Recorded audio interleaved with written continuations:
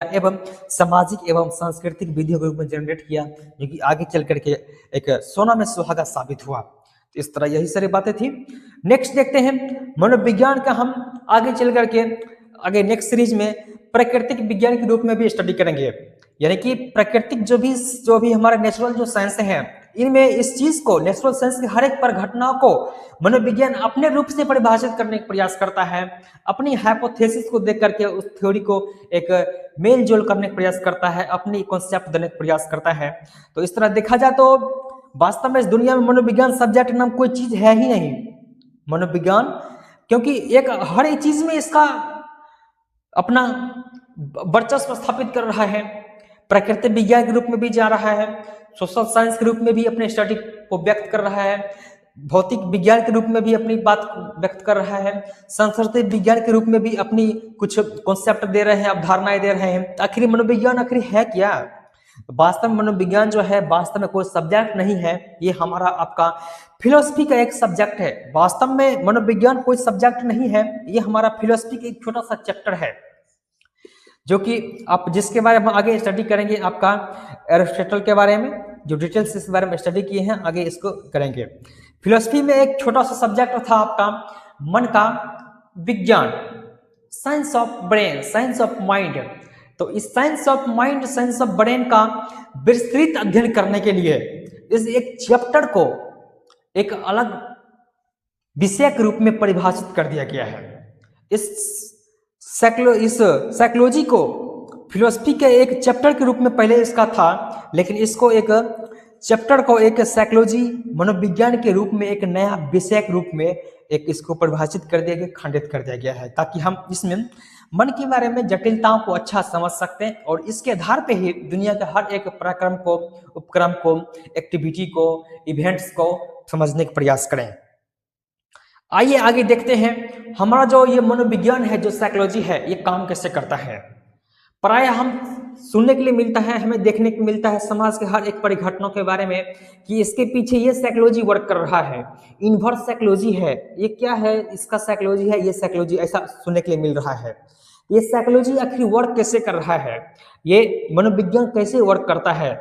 जैसे कहीं आप स्टडी करते होंगे कि ये चीज करने के ये साइकोलॉजिकल विधि है, इसके पीछे ये साइकोलॉजी काम करती है, किसी को बेवकूफ बनाने के पीछे ये साइकोलॉजी है, आगे बढ़ने के लिए ये साइकोलॉजिकल इवेंट्स हैं, किसी को इमोशनली ब्लैकमेल करने के लिए ये साइकोलॉजी की यूज किया जाता है। तो तमाम ढंग की बातें हम देखते हैं, समझने का प्रयास करते हैं, तो ये आखिर कैसे काम कर रहा है। तो अकॉर्डिंग टू साइकोलॉजी, सबसे पहली बात, हम किसी एक परिकल्पनाओं के बारे में थिंकिंग करते हैं। हम पहले अपने मन में समाज के हर एक किसी परिघटनाओं को देख करके एक परिकल्पना करते हैं, एक हाइपोथेसिस क्रिएट करते हैं, एक हाइपोथेसिस परिकल्पना का निर्माण करते हैं कि अगर x + x = 4 होता है तो 2x = 8 हो सकता है, अगर a + b = c हो सकता है तो c + d = e हो सकता है, या मे भी हो सकता है। तो किसी भी ढंग की बातों को हम एक परिकल्पना करते हैं जो वास्तव में जेन्युइन हो, ये नहीं कि कुछ भी सोच रहे। तो इस तरह एक हाइपोथेसिस का निर्माण होता है। उसके बाद उस चीज से जो रिलेटेड बातें होती हैं, उन सारा का जो है हम एक डेटा कलेक्शन करते हैं, एक डेटा संग्रह करते हैं। उन जो भी हमारा जो हाइपोथेसिस है, जो भी हमारा परिकल्पनाएं हैं, जो मैंने सोच रखा है, जो हमारी अवधारणाएं हैं, जिस किसी चीज पर हम सोच रखते हैं कि ऐसा हो सकता है, ऐसा होता है, तो उस चीज के प्रति ज्यादा हम उसमें स्टडी करते हैं, कलेक्शन करते हैं, डेटा का जानकारियां जुटाते हैं, उसमें एक्सपीरियंस ज्यादा, बिहेवियर का स्टडी करते हैं, समय बिताते हैं। उसके बाद जो हमारा जो है, जो डेटा का जो कलेक्शन होता है,